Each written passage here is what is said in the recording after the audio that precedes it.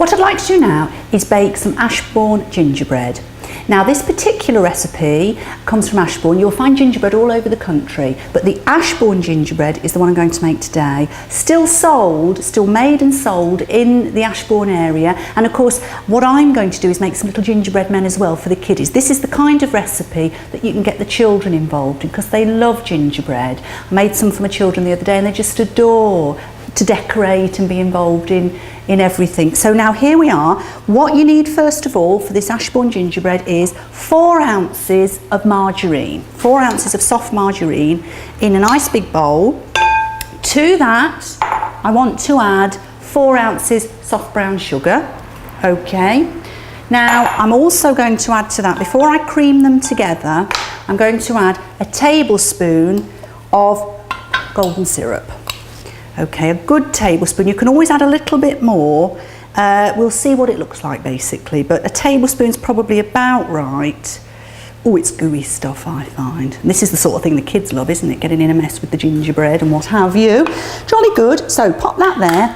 I'm going to go in with my food mixer.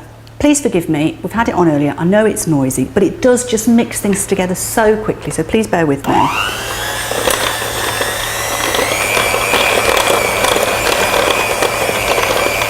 You just want to get it all amalgamated together. See, it doesn't take long. Doesn't take long at all. There we are. It's probably about right. There we are. Just enough.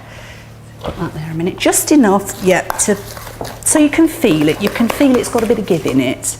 Now to that, I want to add 8 ounces of self-raising flour that I've sieved together with 2 teaspoons of ground ginger. Now some local recipes to Ashbourne would also at this stage add mixed spice, which is a really beautiful fragrant spice. You could add a bit of that. Even grated fresh root ginger is nice. But I've added 2 teaspoons because I find for this recipe that's more than enough.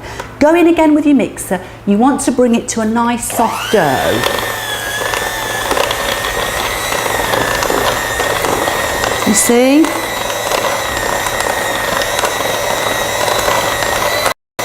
And you'll see very quickly it comes together. Now I'm just going to add to that another little bit more of the golden syrup because I find I just want it a little bit looser than this. Alright, so another spoon of that in, and I think you'll find we're about there.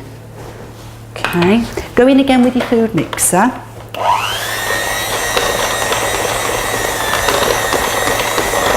That's it, and you can feel it come together.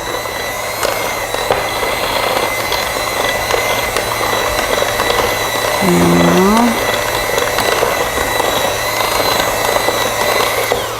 Now the thing about cooking is it's all about feeling as you go, feeling the texture. Now I can feel that that's going to come together.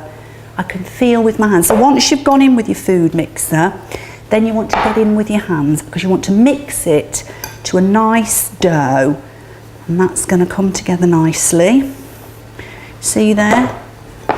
So keep going with your hands, keep moving it round until you feel that mass comes together and it changes in your fingers and you can feel it.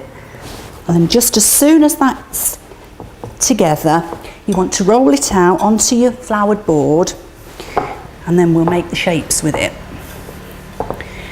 There we are, that's it. All that's coming together nicely. But what I'll do is I'll turn it out onto my board and you can see what it's like. So give your board a good dash of flour. Move that out my way. Bring that onto the board. Bear with me, that's it. And then really bring it together. Like the pastry this morning, you want to get it into a nice lump of dough. Again, all these little bits will all come together and really mould it together. That's it, that's super. Yeah, just about right.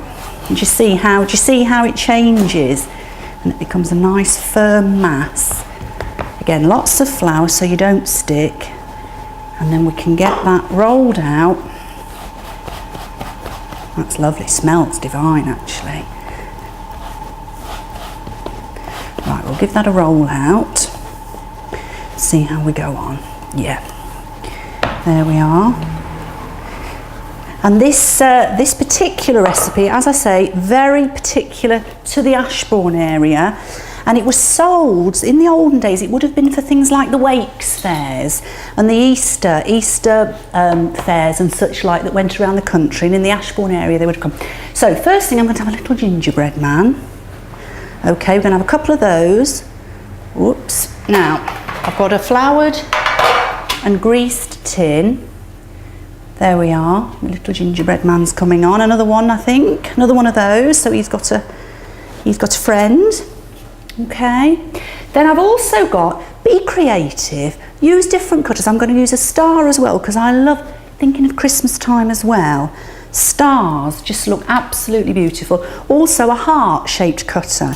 I made some the other day and they just looked so pretty.